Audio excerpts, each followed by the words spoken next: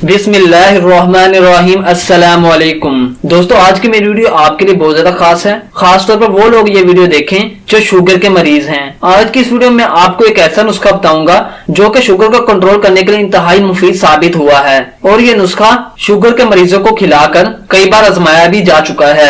इसलिए जो शुगर के मरीज हैं वो इस नुस्खे से लाजमी फायदा हासिल करें और इस वीडियो को ज्यादा से ज्यादा शेयर करें ताकि किसी का फायदा हो सके। बहुत ज्यादा सस्ता और आसान नुस्खा है। अगर इसको ये भी कहा जाए कि ये गरीबों का नुस्खा है तो कोई गलत ना होगा।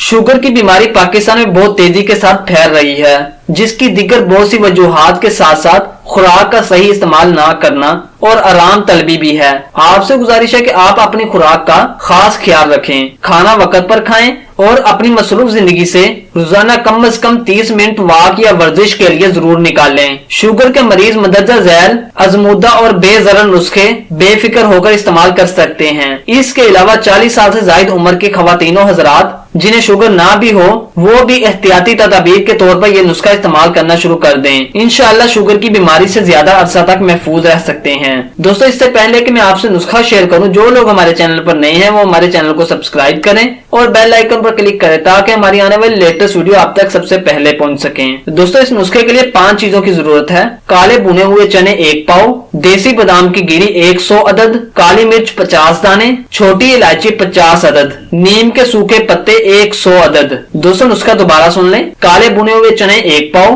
बादाम की गिरी 100 अदद, काली मिर्च 50 दाने, छोटी इलायची 50 अदद, नीम के सूखे पत्ते 100 अदद। तमाम चीजों को साफ करके 1-2 दिन धूप में सुखाकर ग्राइंडर में पीसकर एक जार में महफूज कर लें। अगर ये चीजें पहले ही सूखी हुई हैं तो इनको इसी तरह पीसा जा सकता है और दिन में किसी भी वक्त आधा चाय का चम्मच सादा पानी के साथ इस्तेमाल करें और अपने डॉक्टर की तजवीज करदा दवाई जारी रखें। इंशाल्लाह बहुत ज्यादा फायदा होगा। दोस्तों, ये नुस्खा आपने खाने के आधे घंटे बाद इस्तेमाल करना है। सब लोगों को दुआओं में याद रखें और इस नुस्खे को ज्यादा से ज्यादा शेयर करें। उम्मीद करता हूँ कि आपको वीडियो पसंद आई होगी। अल्लाह हाफिज़, मिलते हैं एक नई वीडियो में।